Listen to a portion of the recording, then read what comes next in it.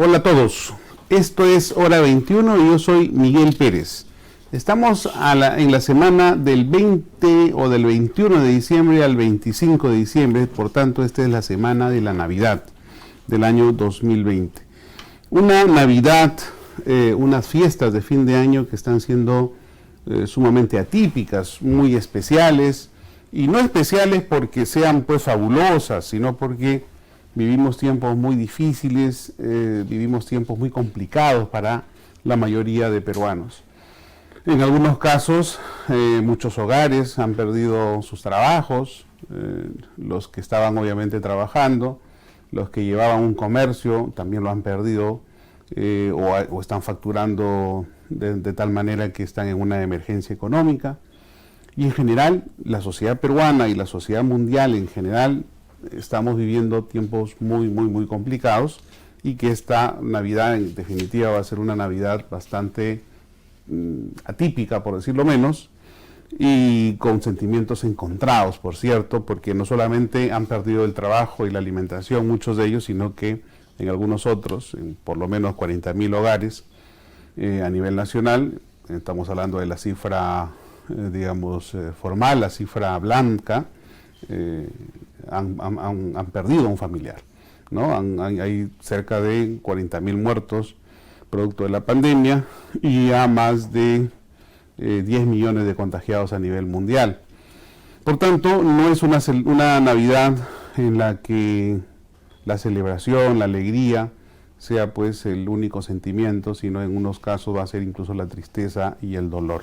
Sin embargo, esta semana queremos comentar también, aparte de lo que significan estas señaladas fechas, lo que ha venido aconteciendo en los últimos días, lo que marca el derrotero político, social, económico de esta semana. Me refiero a estos tres hechos: primero el bloqueo de las carreteras, el incremento de la inseguridad ciudadana y en los últimos días lo que se ha conocido como la aparición de una nueva cepa del coronavirus en Inglaterra y en Sudáfrica. Empecemos por lo primero. Empecemos por el bloqueo de carreteras. Sabemos al día de hoy que existen dos bloqueos de carretera, uno en el sur y otro en el norte. Producto de lo que ha significado en los últimos días, primero la derogación de la ley agraria, una derogación exigida además por los sectores sociales que se veían empobrecidos y explotados a partir de estas empresas agroindustriales que venían, produciendo y gozando, si acaso, de una gran opulencia o de una gran expansión económica, y que no se reflejaba en ninguno de los trabajadores que colaboraban, que estaban adscritos al ámbito laboral de dichas empresas.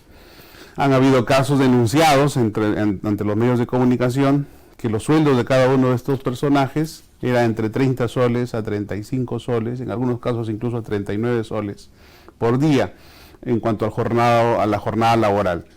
Y obviamente un sueldo sumamente paupérrimo, sumamente bajo en razón a las condiciones laborales que tiene un trabajador agrario. Y no hay que olvidar que los trabajadores agrarios, como jornaleros agrícolas, pues trabajan no desde las 8 de la mañana, 8:30 de la mañana, como el resto de ciudadanos peruanos, sino desde las 4 de la mañana, desde las 5 de la mañana, hasta las 5 de la tarde, 6 de la tarde, en condiciones sumamente complicadas, porque obviamente están a la intemperie y hacen labores sumamente también difíciles desde el punto de vista físico. Bueno, pues todo eso ha significado en los últimos días que estas personas han tenido bastante reclamos y que han exigido en un primer momento la derogación de esta ley agraria, de esta ley de promoción agraria, y a su vez la aprobación de otra norma.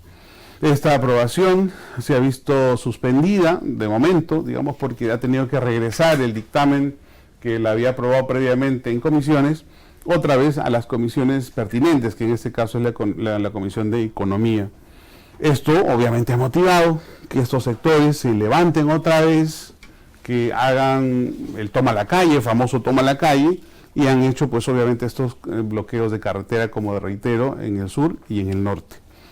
Esto no nos debe extrañar, porque en definitiva lo que ha pasado en los últimos meses en el Perú es algo así como una suerte de legalización y estandarización de la protesta social, del toma a la calle para conseguir cosas. La gente se ha acostumbrado no solamente a reclamar, sino que a hacerlo de manera violenta, reclamar de manera violenta. Y esto, incluso, como ustedes recordarán, llevó en su momento a exigirle la renuncia al presidente de transición, Manuel Merino, y que tuvo que hacerlo además, producto de este toma a la calle masivo que surgió en todo el Perú y que dejó, incluso como todos saben, 2 muertos, 2 jóvenes en Lima, y que llevó al presidente Sagasti, actualmente en el poder, a la presidencia, valga la redundancia, de este país. Entonces, en el inconsciente colectivo, la gente en general tiene en la cabeza la idea de que si no protestas, además de manera violenta, no vas a conseguir absolutamente nada. Obviamente la mayor prueba de este éxito de reclamo violento lo tienen las crónicas periodísticas de los últimos días, que dieron lugar a que, como reitero, un presidente se encumbre y otro presidente sea prácticamente obligado a renunciar. Entonces, ¿qué hemos hecho como sociedad? Como sociedad, lo que hemos logrado es, de alguna manera, estandarizar la conducta del reclamo político, la conducta del reclamo social por la vía de la violencia. Y esta violencia, obviamente, trae consecuencias. Y las consecuencias son absolutamente negativas por donde se les mire. Ahora, también existe un bloqueo de la carretera central. Es decir, si estamos en Lima, el norte y el sur están bloqueados, el este, la carretera central, la que va desde Chosica hasta La Oroya y desde ahí hasta las diversas ramificaciones que tiene, Pasco, Huánuco, Huancayo, etcétera, también han sido bloqueadas. Pero esta vez no han sido bloqueadas por obra del hombre, sino han sido bloqueadas por obra de las condiciones climatológicas que ha llevado a que dichas carreteras se cierren, por lo menos un día, 2 días. Recién me parece que el día de ayer se han abierto, pero que el tráfico es sumamente lento y pesado. Esto obviamente nos lleva a una reflexión adicional. Si bien es cierto, antes, originaba cierta crítica el hecho de esta estandarización de la lucha política, social, a partir del toma a la calle, lo que está pasando aquí, y está pasando hace muchísimos años, es que este gran polo de desarrollo comercial y agrícola que significa el centro del Perú, que está compuesto por las regiones de Junín, Huánuco, Pasco, incluso las regiones que se conectan con la región Huánuco, que es en este caso Ucayali, no puedan transitar con sus productos hacia Lima, y que además de eso no exista la más mínima voluntad por hacer que otras vías alternas puedan servir para que se transite adecuadamente hacia estos sectores que son, como reitero, un polo de desarrollo importante y además de abastecimiento para Lima. Decían en algunos otros sectores, en términos de crítica constructiva, que efectivamente la necesidad ya de construir un túnel trasandino, que una Matucana con La Oroya en más o menos una hora y media, y además que fue propuesto, curiosamente fue propuesto y aprobado como una obra de necesidad social en el año 2015 o 2014, hasta donde recuerdo, por el excongresista Luna, del partido en ese momento Solidaridad Nacional. Obviamente marca, como reitero, una pauta importante de lo que debería significar el desarrollo vial de nuestro país. Por otro lado, tenemos el tema de la inseguridad ciudadana, un tema que forma parte de estos 3 o 4 ejes temáticos más que importantes de lo que significa el desarrollo del país. A mi criterio son 4 ejes temáticos los que forman parte de esta necesidad de desarrollo nacional. Uno es el de la seguridad ciudadana, definitivamente. Otro es el de la educación, otro es el de la salud y el cuarto, creo yo, es el de la justicia. Obviamente seguridad y justicia están unidos, sí, efectivamente, pero una cosa es administrar justicia y otra cosa es luchar contra la delincuencia. La justicia no lucha contra la delincuencia, la justicia administra justicia. Quien lucha contra la delincuencia es el Ejecutivo a partir de políticas de seguridad que se implementan en razón a una correcta estructuración de los cuerpos de seguridad, es decir, de la policía.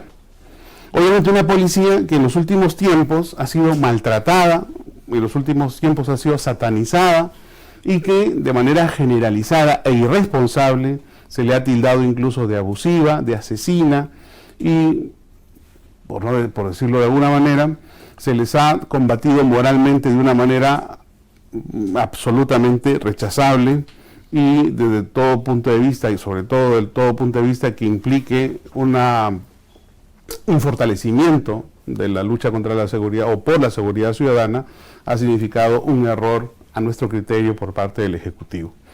De hecho, sabemos en las últimas semanas, en los últimos meses, este embate contra la policía comenzó luego de la marcha ciudadana que llevó a Manuel Merino a renunciar. Se dijo que la policía había hecho abuso del poder, abuso de autoridad y que había matado prácticamente dolosamente a dos jovencitos que estaban haciendo protesta ciudadana. Y ciertamente el derecho a la protesta es un derecho fundamental, es un derecho que todo ciudadano debe mantener y que debe desarrollar y que la policía tiene que cuidar a los efectos de asegurarse valores democráticos permanentes y sostenidos en una sociedad civilizada. Pero lo que no se puede hacer, señores, lo que no se debe hacer es quitar el sentido de la autoridad, es mermar el sentido de la moral de quienes están obligados constitucionalmente y están llamados constitucionalmente a proteger a la sociedad en su conjunto, es decir, a la policía. Cuando hablamos de policía, hablamos de seguridad ciudadana. Cuando hablamos de seguridad ciudadana, hablamos de policía. Es una lógica inescindible.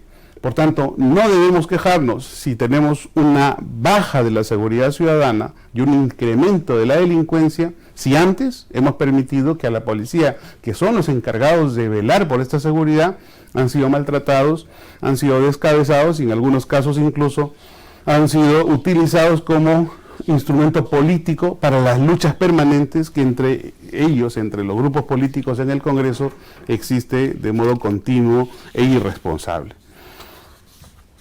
El tema de la seguridad ciudadana, por tanto, es un tema sumamente importante del que me voy a ocupar permanentemente en este programa, dada, como saben ustedes, mi especialidad.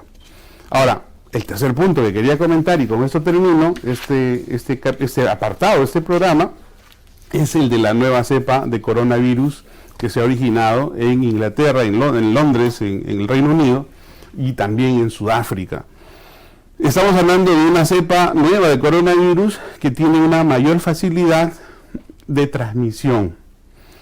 Por tanto, en términos de propagación de la enfermedad, es una cepa que no va a tener mayor necesidad de condiciones favorables para que ello ocurra, sino que esas condiciones favorables para que ello ocurra van a ser cualesquiera que sean, a efectos justamente de que ese sentido de reproducción que tienen los virus, obviamente aparezca y se consolide, obviamente con todas las consecuencias negativas que ello implica. Muerte, desolación y hogares sin los familiares que puedan resultar de esta infección y de estas muertes que podrían significar una nueva ola, una segunda ola en el Perú. Y obviamente ahí no queda el tema. El tema continúa con que hasta la fecha no tenemos asegurado una dosis de vacuna para cada uno de los peruanos que pagamos nuestros impuestos y que necesitamos del Estado una respuesta positiva a nuestras necesidades. La necesidad primordial ahorita, en este momento, de todos los países del mundo es la necesidad de salud. Y obviamente una necesidad con la que el Estado no ha sabido manejarse adecuadamente. Es imposible desde cualquier punto de vista, a nuestro criterio, que el gobierno anterior diga que el Congreso tuvo la culpa porque ellos estaban a punto de negociar y el Congreso no se lo permitió, o que digan que el Congreso tenía en sus manos un proyecto de ley para la modificación de las normas sobre contrataciones públicas, o que digan también que se necesitaban algunos temas administrativos complementarios para que esa vacuna pudiera llegar a Perú. Obviamente el Estado, el Ejecutivo, tiene todas las herramientas, tiene todas las tiene todas las normativas a su favor para que pueda ejercer este acto de gobierno, porque comprar vacunas, implementarlas en el país es un acto de gobierno, y el acto de gobierno solamente lo tiene el Ejecutivo, no el Congreso. El Congreso tiene actos de fiscalización y legislación, mientras que el Ejecutivo tiene actos de gobierno. Entonces, estos fueron los tres hechos que a nuestro criterio forman parte de la coyuntura de esta semana y son los que los hemos comentado. Finalmente, no quiero dejar pasar por alto las fiestas que se nos aproximan en estos días de la semana, y desearles a todos una feliz Navidad. Una feliz Navidad en compañía de todos sus seres queridos, en compañía de sus hijos, de sus hermanos, de todas las personas que forman parte de este núcleo familiar enorme, o pequeño, o individual, los que fueren. Lo importante es estar con las personas que uno más quiere y cuidarse permanentemente, porque obviamente el coronavirus no se ha ido.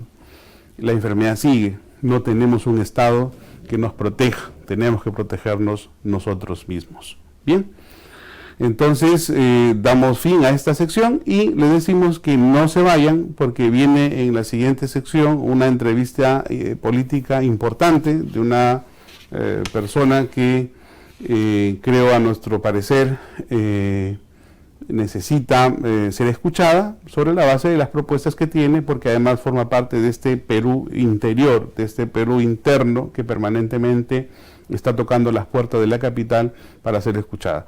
Y en el tercer segmento, tampoco se pierdan, una entrevista más que alegre y espectacular con una artista por todos muy conocida y también acompañándonos en la mesa de dirección en ese momento a nuestro querido amigo Diosdado Gaitán Castro. No se pierdan, ya volvemos.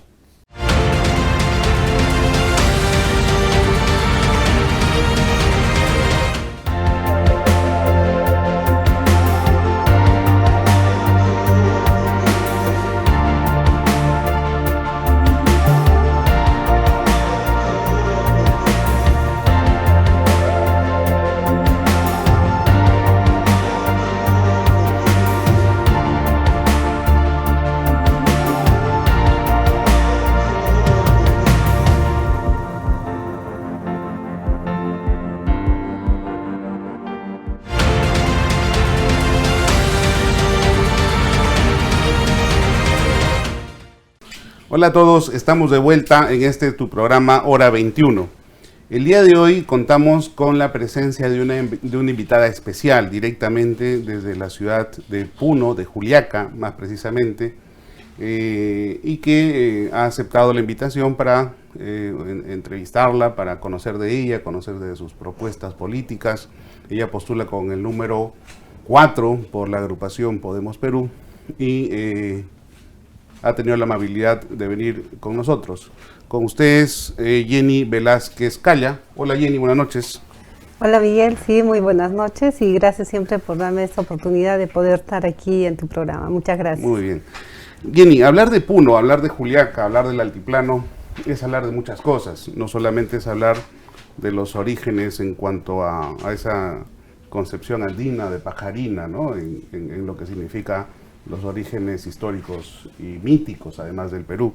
Es hablar de pobreza, ¿no? Es hablar de agro, es hablar de minas, pero también es hablar de progreso económico, es hablar de trabajo y hablar de mucha fortaleza moral de quienes, habiendo sufrido si acaso cierto abandono por parte del Estado, han salido adelante a pesar de miles de adversidades.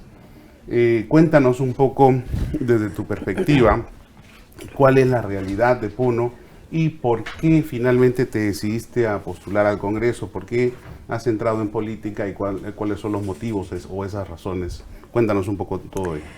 Bueno, sí, efectivamente, nosotros hemos tenido muchas autoridades que han pasado y de los cuales nunca han cumplido las promesas que han en su campaña lo han realizado, ¿no? Y justamente al ver ese olvido, tanto de nuestras autoridades como es el regional, la provincial o la distrital, no lo realizaron. Entonces creo que ahí es donde nace ese corazón de juliaqueña, de puneña, para poder también realizar lo que realmente no se hicieron, ¿no? Entonces, como yo, Jenny Velázquez, yo nací y crecí en Juliaca, mis padres son de Juliaca.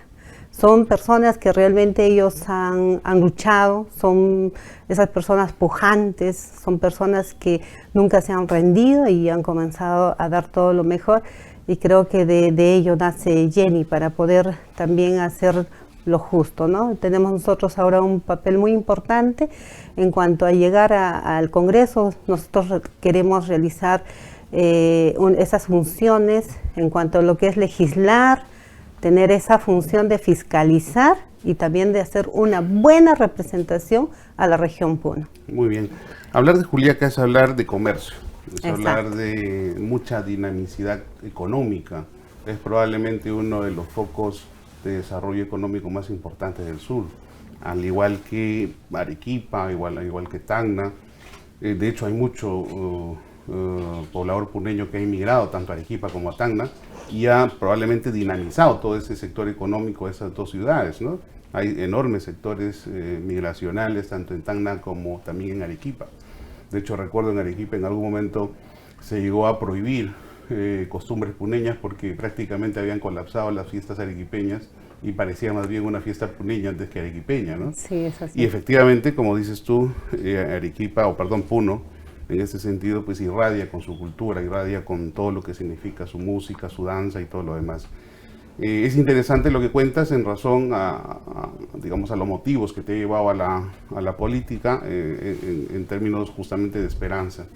Tu perfil profesional, he visto, está orientado al tema, por un lado, jurídico público, ¿no? Y por otro lado también al tema educativo. Exacto. Y efectivamente son tres los motivos, creo, que tiene el Perú, tres problemas enormes que tiene el Perú. Uno es el de la seguridad, otro es el de la educación y otro es el de la salud. Exacto. Cuéntanos cuáles serían tus propuestas en estos tres niveles, tanto de seguridad como de educación y si acaso de salud. Bueno, en cuanto a lo que es la seguridad, nosotros queremos justamente, nosotros vivimos en una población que hay bastante violencia familiar, en este caso maltrato a la mujer, ¿no? Tenemos bastantes leyes que favorecen a la mujer, ¿no? Pero en este caso nosotros queremos realizar lo que es un fortalecimiento a la familia, porque queremos integrar a todos como familia, porque ese es un fin supremo. O sea, nosotros tenemos que verlo de que la familia es muy importante, porque tanto la familia como la educación, que es la base para poder nosotros educar, inculcar a los niños, porque ellos son el futuro del país, tenemos que inculcar con los buenos valores que hoy en día se ha perdido, ¿no? Ese valor que nosotros tenemos es el de inculcar a no mentir, no engañar, porque ahora se han perdido todos esos valores, ¿no? Entonces, nosotros en los ancestros, anteriormente, nosotros hemos visto de que justamente de los incas que decían Amazúa, Amaqueya, Mayuya, ¿no? No seas flojo, no seas ratero, no seas mentiroso. Entonces queremos recuperar justamente en base a ello. Entonces, ¿qué queremos nosotros realizar? Justamente tenemos una propuesta que posteriormente lo voy a hacer con respecto, me gustaría involucrar a lo que son las rondas urbanas, rondas comuneras y también las juntas vecinales. Sabemos muy bien que nosotros las rondas urbanas, las rondas comuneras tienen su ley, tienen una ley que ellos tienen una autonomía, puedan ellos realizar su justicia, administrar su justicia dentro de su comunidad o dentro de su jurisdicción. Lo que nosotros queremos hacer es unirlas, las tres, juntamente con las vecinales, juntas vecinales, porque ellos no tienen, solamente agarren al ladrón, lo llevan a la comisaría y lo dejan ahí. Entonces no tienen esa autonomía, ¿no? Pero nosotros queremos realizar que toda esa justicia pueda ser en vía de prevención, podamos nosotros resolver de inmediato lo que es, por ejemplo, que el hombre maltrate a su esposa. Entonces puede ser también en forma de una disciplina, tomarlo a esa forma de disciplina, ¿no? De los comuneros que lo hacen con el látigo, ¿no? Entonces creo que en vía de prevención no queremos fomentar lo que es a la agresión o a la violencia, ¿no?, contra las personas, siempre respetando los derechos humanos, ¿no? Es interesante lo que dices, aunque bueno, también discutible jurídicamente. Sí. Bueno, ¿qué no es discutible jurídicamente, no? El derecho no es una ciencia exacta, ¿no? No es una ciencia tan exacta como la física o la química, es una ciencia más bien de la comprensión. Pero a lo que iba yo era, la propuesta tuya parte ciertamente de la familia, ¿no? Sí, es que vemos nosotros que hoy en día las mujeres, ¿qué pasa? Las mujeres son maltratadas, ¿no? Al ir a poner la denuncia ante la comisaría, ¿qué es lo que pasa? Ahí se encuentra con la autoridad, puede ser que le tomen la denuncia, le dicen que vayan a lo que es al médico legista, y para ir al médico legista, hay veces el médico legista no está, tiene que hacer también lo que es una espera no solo de 1, 2 o 3 horas, posiblemente lo hacen para el día siguiente, y de esa misma forma es maltratada también. Es el maltrato también de parte de las autoridades inconscientemente, ¿no? No, ni tan inconscientemente. A lo Sí. que iba yo justamente con lo que te quería preguntar era el desarrollo que has tenido y probablemente vas a tener en tu propuesta referido al tema de la familia. Porque claro, efectivamente la familia es la célula básica de la sociedad, lo dice la Constitución. Exacto. Y el Código Civil. Pero también hay que entender que en los últimos tiempos ya no solamente se habla de un solo modelo de familia, se habla de muchos modelos de familia, ¿no? De hecho, incluso ya no solamente se habla de una familia nuclear, sino de una familia ensamblada, integrada, reintegrada, o de una familia como la que quieren de alguna manera algunos sectores sociales, extenderla a no solamente una familia hombre-mujer, sino hombre-hombre y mujer con mujer. Es decir, ¿de qué tipo de familia estamos hablando y cuál es el modelo de familia que propone Jenny Velázquez? Es una familia integrada, ¿no? Que sea tanto de papá y de mamá e hijo. ¿No acepta entonces Jenny Velázquez los matrimonios del mismo sexo? No, yo soy cristiana. Correcto. Y al ser cristiana nosotros tenemos unos principios que realmente nosotros tenemos bien claro de que es hombre, mujer. Muy bien. ¿No? Entonces eso nosotros tenemos que también inculcarlo yo tengo el centro educativo que es mi colegio cristiano. Justamente nosotros queremos inculcar los buenos valores y tenemos nosotros que hablar con la verdad, y Dios ha creado al hombre y la mujer. Para nosotros no existe un tercero. Muy bien, lo decía básicamente no porque yo sea partidario de ello, sino porque es la realidad que nos toca lidiar como políticos o como hombres de derecho, ¿no? Una realidad que se ha hecho. Sí, pero es la realidad Sí. con la que nos toca lidiar.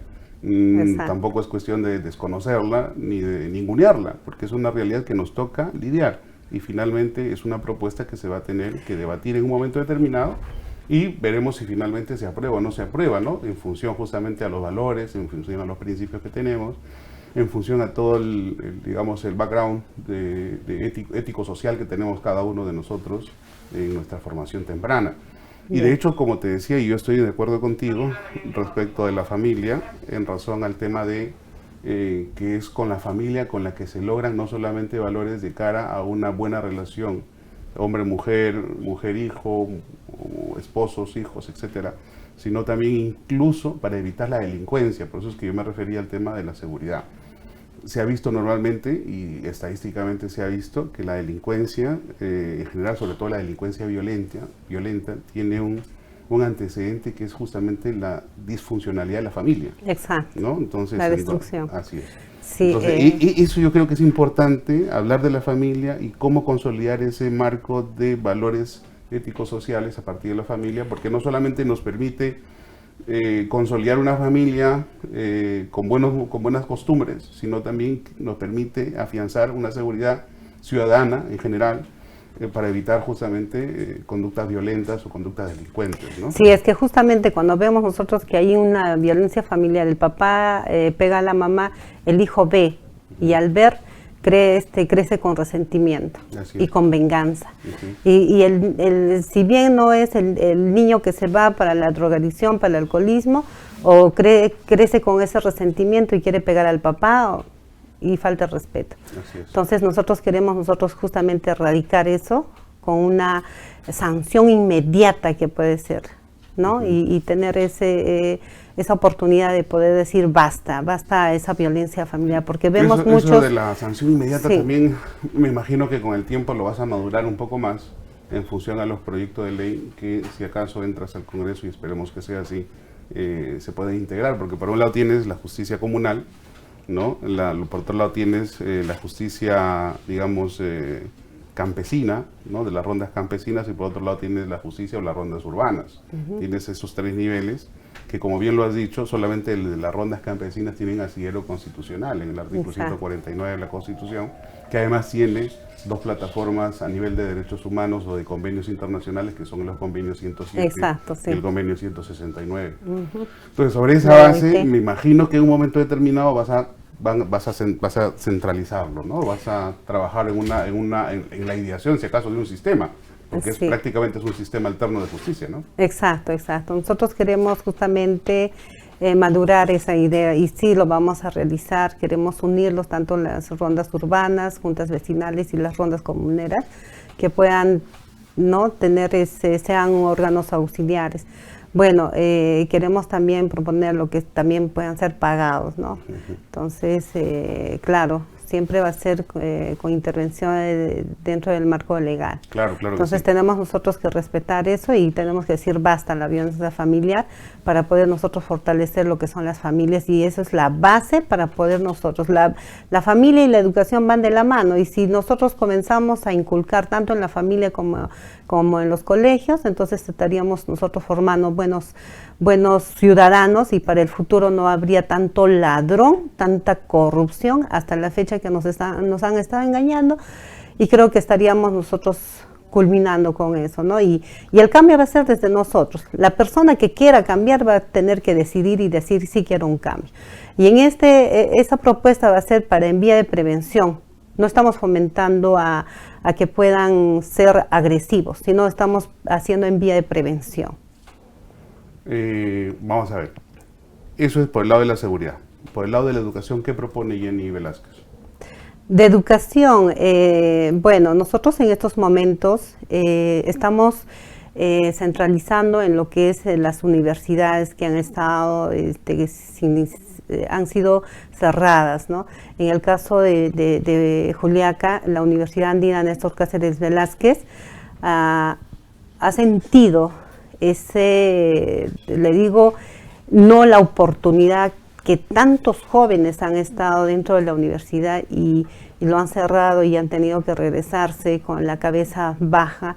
Entonces queremos nosotros dar una oportunidad en base a eso, ¿no? De que puedan tener las mallas curriculares, puedan ser, ¿no?, de igual forma en otras universidades. O sea, vemos nosotros en realidad que cuando son en la carrera de medicina, tienen una malla curricular en la Universidad Andina, pero en la Universidad de la Católica o otras universidades no son las mismas.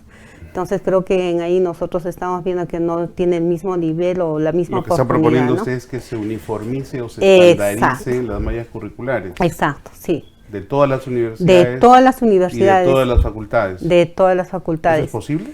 Se podría, porque yo le digo de que... ¿Eso es posible? Le pregunto porque obviamente hay un valor fundamental, que es el tema de la autonomía universitaria. Y ciertamente cuando se creó la ley de la SUNEDU, uno de los principales oposiciones era justamente la teórica vulneración a la autonomía. Si uno propone la estandarización a tabla rasa de lo que significan las mallas curriculares de todas las carreras universitarias, está atentando contra la autonomía universitaria. ¿Cómo conjugar eso desde su perspectiva? Pero ¿por qué no en todo caso dicen están atentando en los derechos de la educación a los jóvenes? ¿Por qué nosotros tenemos que decir desde las universidades? Sí hay algún tipo de atentado, pero a lo que voy es, ¿cómo pretender una estandarización sin olvidarnos de trabajar el tema de la autonomía? Es decir, tiene que haber un marco de equilibrio siempre, ¿no? Claro. Y la política dice que es el arte de la conveniencia y la justicia el arte de lo correcto. Entonces estamos haciendo política y justamente en hacer política está el punto medio, el rigor de la política, el punto medio. ¿Cómo conjugar eso? Bueno, yo siempre diría de que nosotros tenemos que también tener base de lo que es los derechos a la educación y que el estudiante tiene derecho a que pueda también decir que sí pueden tener la oportunidad de ir a otra universidad, porque vemos en una discriminación en parte de ello, ¿no? Entonces yo estaría posteriormente dando lo que es la propuesta de poder hacer ese nivel. Digamos entonces que su propuesta está centrada en el lado educativo a una mayor oportunidad para todos. Exacto. Muy bien. Sí. Excelente. Bien, entonces creo yo que hay dos buenas plataformas para trabajar su candidatura. Le felicito por ser una mujer emprendedora y por obviamente meterse a este difícil mundo de la política, que nos va a deparar no solamente gustos, sino también disgustos, ¿no? Y en general todo eso creo va a valer la pena en beneficio del país. ¿Algunas palabras finales, Jenny? Bueno, sí es algo, es un reto que nosotros estamos en estos momentos en esta carrera, pero no tenemos miedo y tampoco vamos a desistir y vamos a seguir siempre por lo justo, vamos a luchar, y Jenny Velázquez sí lo va a realizar, porque ella no promete, se compromete a poder realizar las propuestas que se está dando, ¿no? Ha sido interesante escucharte, Jenny, efectivamente, y te felicito porque eres una mujer luchadora, emprendedora. Hemos visto tu currículum desde el punto de vista empresarial, y ahora te metes a la política. La política es un mundo sumamente complejo, sumamente ingrato muchas veces, y definitivamente nos espera no solamente sabores, sino también sinsabores con los que hay que saber lidiar día a día. Dicen siempre que la política es el arte de lo conveniente y el derecho es el arte de lo correcto. Lo que hay que hacer en política siempre es buscar lo conveniente y lo correcto. Entonces eso es justamente lo que tenemos que hacer, y esa es, creo, la lección que le debemos dar a nuestros hijos, a nuestros nietos, para que todo sea posible. Y en esa línea te quiero invitar a que en un minuto te dirijas a tus electores, a la cámara, mirando a la cámara como si le miraras a los ojos de tus electores, a los quechuas y los aymaras de la región Puno, a efectos de que les des los motivos para que voten por ti este 11 de abril. La cámara, por favor. Bien, hermanos y hermanas, les pido su voto de confianza. Jenny Velázquez está yendo con el número 4 de Podemos Perú, porque sí podemos realizar y decir: basta ya la corrupción, basta ya la discriminación. Está en tus manos. El 11 de abril marca las 3 P's. Juntos sí podemos. Muy bien, Jenny, gracias por la visita, gracias por tu presencia el día de hoy en este programa. Muchas gracias. Nosotros volvemos después de una breve pausa.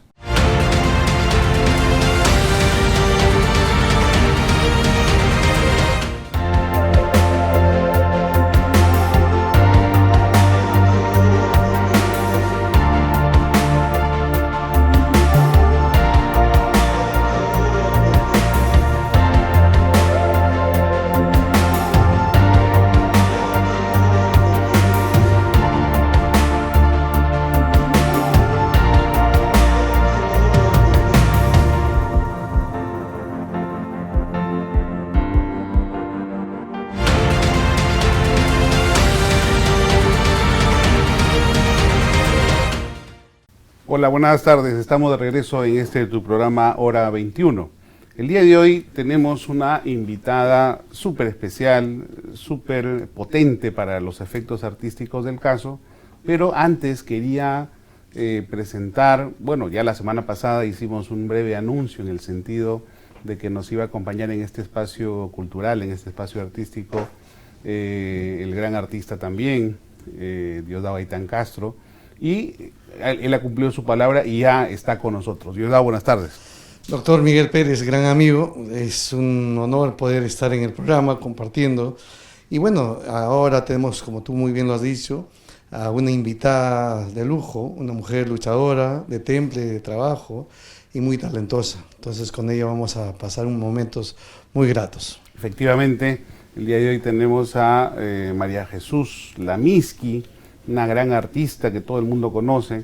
Ella cuenta con 45, 46 años ya de vida artística y nos ha representado al Perú tanto a nivel sudamericano, a nivel europeo, a nivel internacional en general, y que nos engalana por completo su presencia el día de hoy. Decir de ella o hablar de ella quedan cortas las palabras, porque su récord artístico, su currículum artístico es abrumador, es enorme. de tal manera que obviamente decir solamente incluso el nombre artístico ya nos trae a la memoria pues un programa, varias casas televisivas, etcétera, etcétera. Y obviamente sin mayores preámbulos le vamos a dar la bienvenida. Buenas tardes, María Jesús. Buenas tardes, estimado Miguel. Muchísimas gracias por la invitación. Gracias, Diosdado, y gracias a toda la gente linda que se está conectando a esta hora. Yo feliz de estar con ustedes y bueno, como buena sangre cusqueña tenía que venir a saludarlos a la usanza de nuestro Cusco. Así es, te agradecemos tu presencia y agradecemos más esta vestimenta artística cusqueña que todos creo debemos tener siempre presente, nuestros colores, nuestras costumbres, nuestra música, nuestro arte.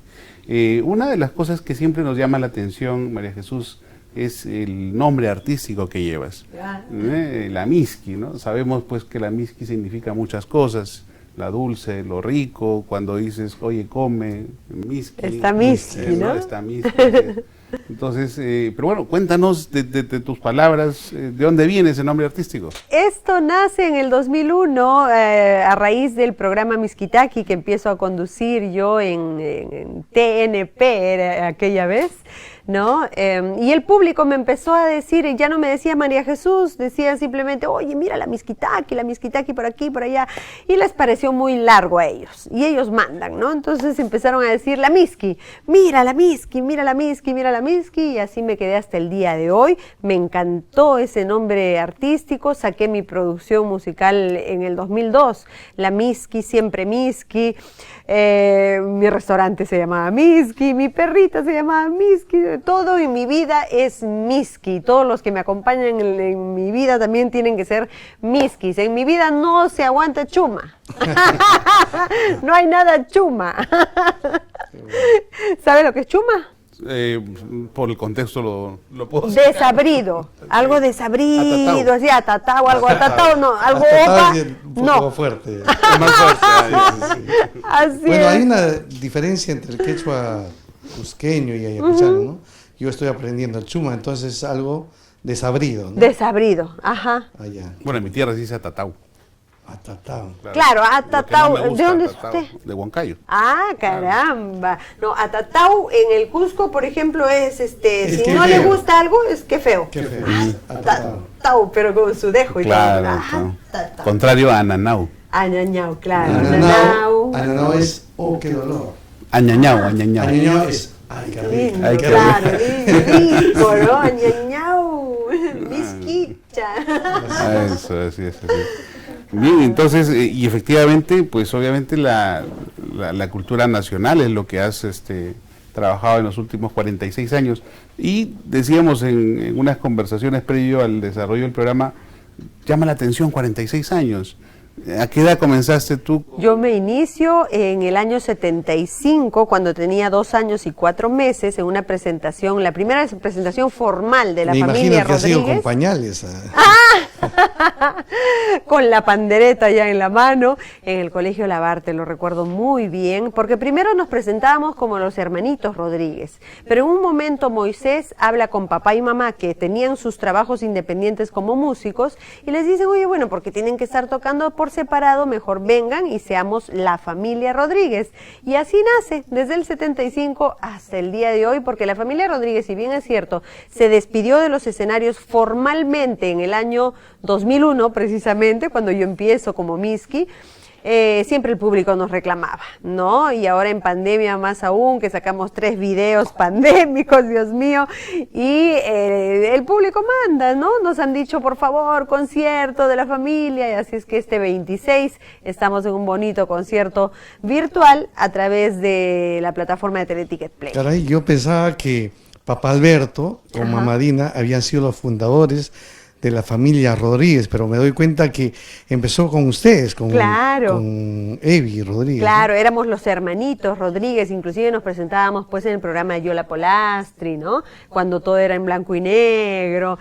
¡Wow! Dios mío, pero de ahí ya arrancó la familia con mucha fuerza y yo recuerdo pues los programas Danzas y Canciones del Perú con el gran Nicomé de Santa Cruz. ¡Wow! ¡Qué recuerdos!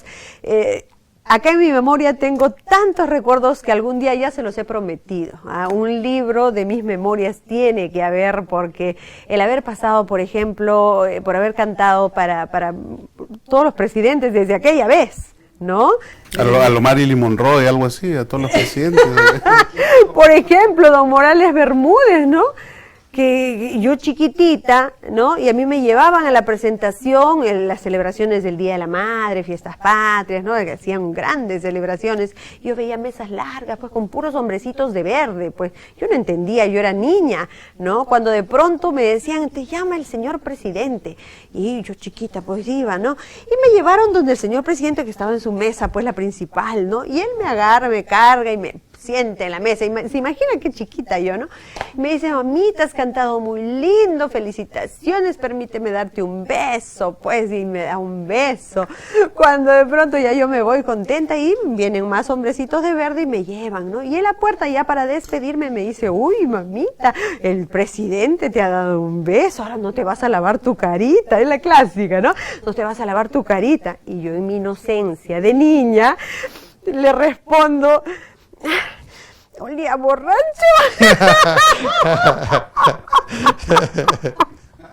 Los niños no mienten, por favor.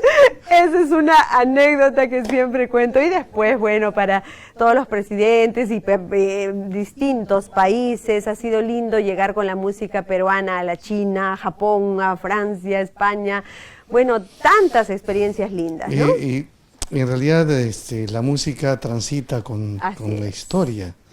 Y ustedes han estado en diferentes circunstancias, ¿no? Sí. ¿Y cómo era un día común y corriente, digamos, en la familia? Uy, ¿no? ay, ay. Porque todos son musicales. Así es. Un día común y corriente siempre había música, pero la cosa era cuando era el cumpleaños de alguno de nosotros, ¿no? Ya creo que no era necesario llamar invitados o llamar un grupo que te haga la fiesta ahí, porque ya todo estaba en casa, ¿no? Como ahora mismo, por ejemplo, yo las veces que he tenido que grabar mis producciones musicales y todo, era un poco complicado ya llamar a otras personas, simplemente en Los Hermanos ya armaba yo toda la banda, ¿no? Entonces eso también era un plus, una bendición, ventaja, ¿no? Y un ahorro. Un ahorro.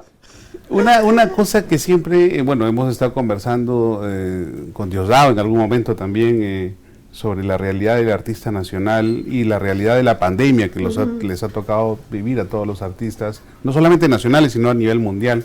Es esta sensación de soledad, de aislamiento, porque en definitiva el artista pues vive de las multitudes, o sea, es su alimento, el alimento es la multitud, el aplauso, el reconocimiento, y definitivamente esa necesidad de exteriorizar los sentimientos que además se nutren de experiencias diversas. En el caso tuyo, me imagino el amor, me imagino cualquier otra circunstancia que alimenta tu arte, pero este aislamiento que nos ha tenido durante muchos meses, ¿cómo ha impactado en la Miski? Bueno, al principio lo tomé yo como un relajito, ¿no? Como unas vacaciones, pero después ya sí me empezó a chocar bastante.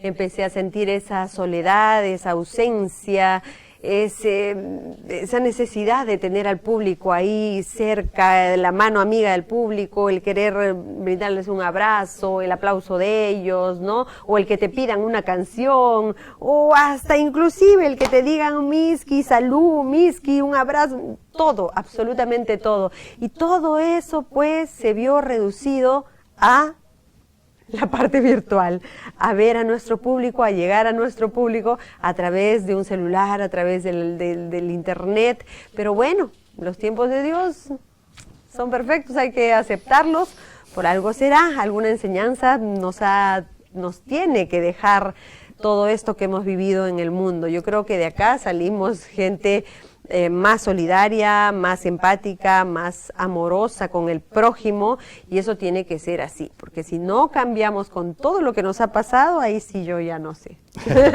Bueno, y yo particularmente, bueno, también me dedico, como mucha gente sabe, al arte, pero he visto que sí, es verdad, en un principio lo tomamos como unas vacaciones, pero luego esto nos fue descubriendo a los artistas, ¿no? Que a veces pintamos el panorama distinto o maquillamos de alguna manera. O en todo caso, a veces los artistas cantamos penas ajenas, olvidando nuestras propias penas. Cantamos alegrías ajenas, olvidando nuestras propias alegrías. Y en ese sentido, muchos artistas se vieron tocados, por ejemplo, por el COVID. Muchos partieron y no tenían cómo solventar, o no había cómo para solventar tal vez sus gastos de su sepelio, etcétera, ¿no? ¿Y tú qué opinas sobre esto? O sea, ¿qué debería haber? ¿Cómo podría ser tratado un artista en el país?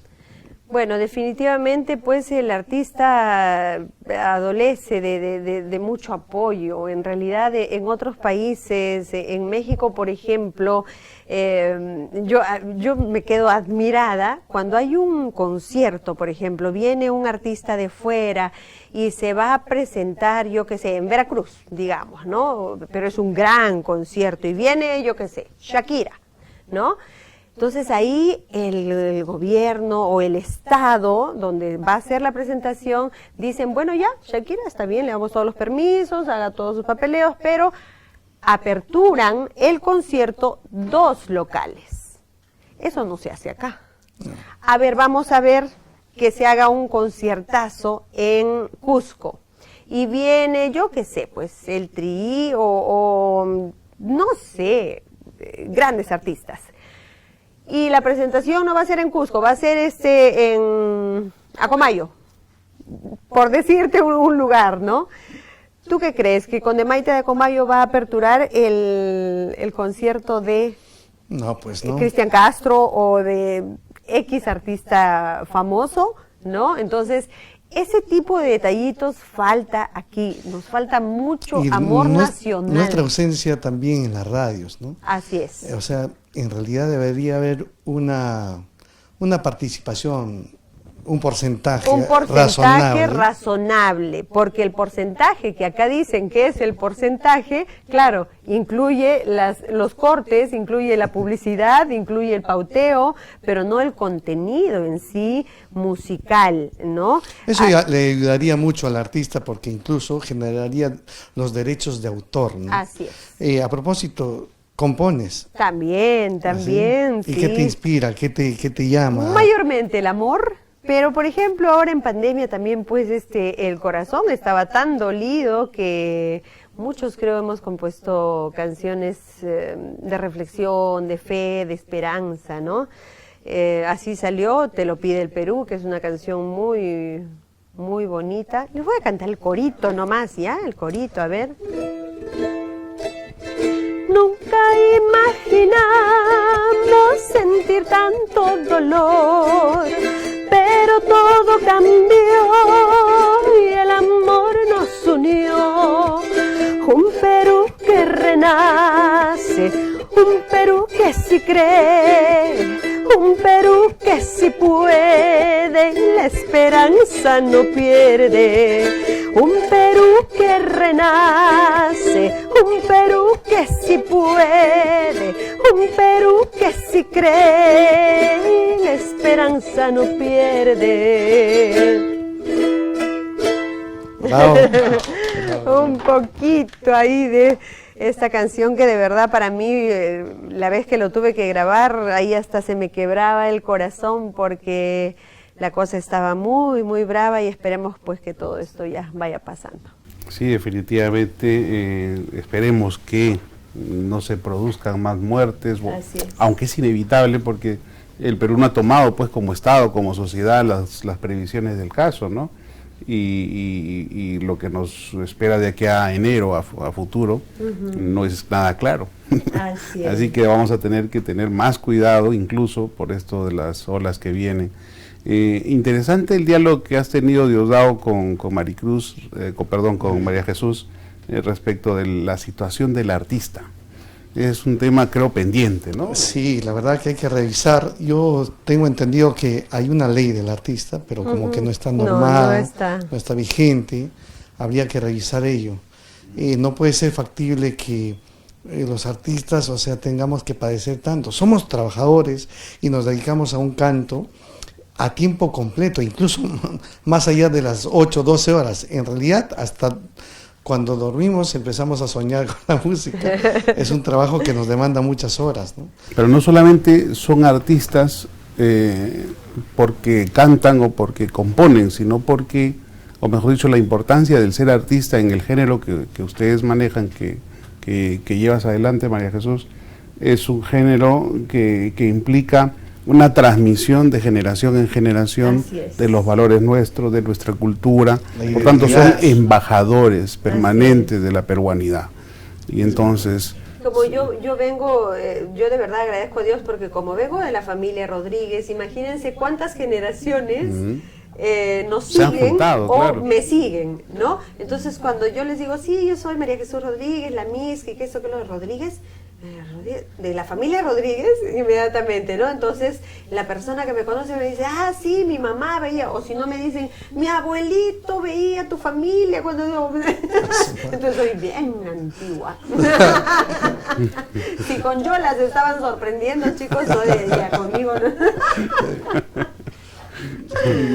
Hemos visto en tu hoja de vida que también cantas en otros idiomas, manejas otros idiomas. Ah, sí, me encanta japonés, por mucho, ejemplo, sí. el portugués. El hecho de cantar allá en Japón, por ejemplo, música japonesa, neta japonesa, pero con instrumentos andinos, era una locura. A la gente le encantaba muchísimo, ¿no?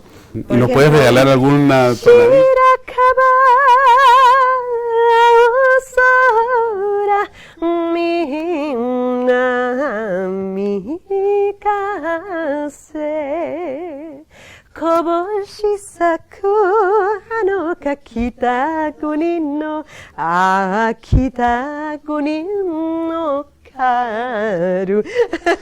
Un Caramba, poquito que hasta la danza habíamos aprendido. Increíble, la familia Ay, Rodríguez ay. siempre sorprende, ¿no?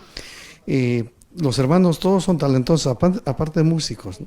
Por ejemplo, Ramón es un orgullo. Uy, él es deportista, claro, si lo pones a correr nada que ver, pero pero es nuestro campeón de billar a 3 bandas, un deporte muy para inteligentes, muy matemático, muy de cálculo, ¿no? Y bueno, pues Ramoncito tiene sus laureles deportivos en el Estadio Nacional y eso es un orgullo para nosotros. El viejo Jesús Rodríguez, ahora que está... Uy, el viejito, compositor, arreglista, músico, productor musical de los top de ahorita, ¿no? O sea, la misma maestra Eva Young, Susan Ochoa, se fueron con él, ganaron ahí la gaviota en este último Viña del Mar. Y así por mencionarte algunos, ¿no? Mari Carmen Marín, grandes, y él ahí perfil bajo, pero feliz con su música. ¿Y tú?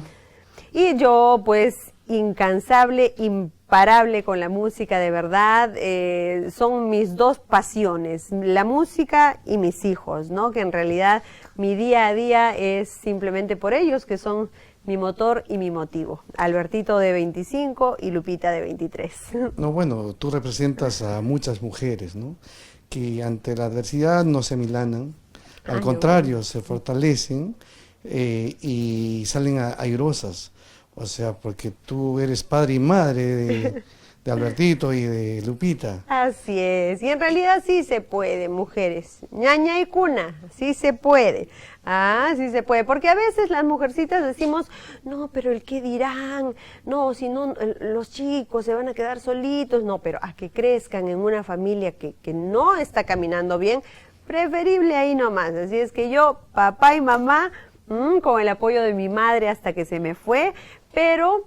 y con el respaldo ahí y la providencia de nuestro Señor que nunca me ha dejado solita y siempre he podido sacarlos adelante a mis hijos. Y miren que la vida todo devuelve, ¿no? Porque todo lo que yo di, ahora mis hijos ya grandecitos, pues, para sacarse el sombrero. Y para sacarlos el sombrero ante ti, María Jesús. Gracias. Muy elocuente, muy amable por tu presencia y además por las enseñanzas que nos has dado el día de hoy. Y decías al inicio que tenías una presentación virtual en estos días. ¿Puedes anunciarla? Y esta presentación no es como la Miski, pero sí los invito como la Miski porque es mi familia, es mi esencia. Ahí en esa familia Rodríguez inicio yo mi carrera artística. Y la familia Rodríguez se junta este 26 de diciembre Pero en plataforma de Teleticket Play se queda hasta el 4, o sea, que si ustedes se van a quedar en casita, que es lo que tienen que hacer el 31, pues pueden pasar año nuevo con nosotros, ingresan a teleticket.com.pe y listo, las entradas ya están a la venta y los podemos acompañar en esta época pues que debemos cerrar ya este año y empezar con mucha fe el 2021. Están avisados todos nuestros telespectadores a efectos justamente de conectarnos y acompañar a la Mixki el día que nos ha señalado. La producción me está pidiendo, Diosdado, María Jesús, una última interpretación. Y toda vez que estamos ante dos artistas de renombrado calibre, si pueden hacer algún dúo de algo. Siempre así, vamos a ver. Uy, ay, ay. Lo que siempre hacía. Ahí era, ¿sí? Ya, sí. ¿Soncollay? Ya. Chuncullay. Chuncullay. A ver, para ustedes con cariño. El amor es una planta. Dijiste Chuncullay. Ay, mira, ¿ves? Yo digo Chuncullay y al toque el amor me jala. ¿No le he dicho que soy romántica? Ay, Dios santo, ya. A ver, vamos a ver, ahora sí. Tú eres. Tú eres como la paloma Chuncullay que bajas a beber agua. Tú eres como la paloma Chuncullay que bajas a beber agua.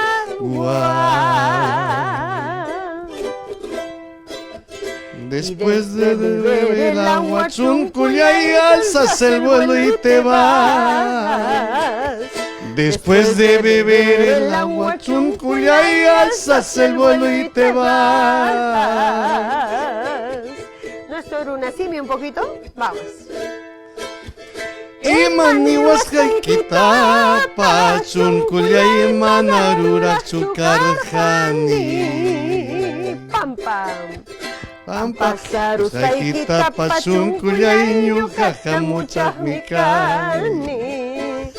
Pampasarus Huascaykita Chuncullay Ñujaja Muchajmikani. Zapurita. A ver, ustedes nos acompañan con las palmas, ¿ya? Ahora, vamos.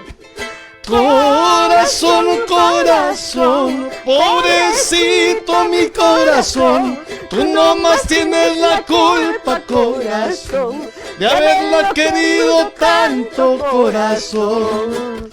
Corazón, corazón, pobrecito mi corazón, tú nomás tienes la culpa, corazón, de haberla querido tanto, corazón. Añañao. Añañao. Qué Mixki salió, qué Mixki. Bien, este ha sido un excelente fin de fiesta. Gracias, María Jesús, por tu visita. Y con ustedes hasta la próxima semana. Diosdado. Sí, gracias por estar ahí. Un abrazo. Y volvemos la próxima semana con Hora 21. Un abrazo para todos ustedes y en especial para mi Cusco querido, que allá voy.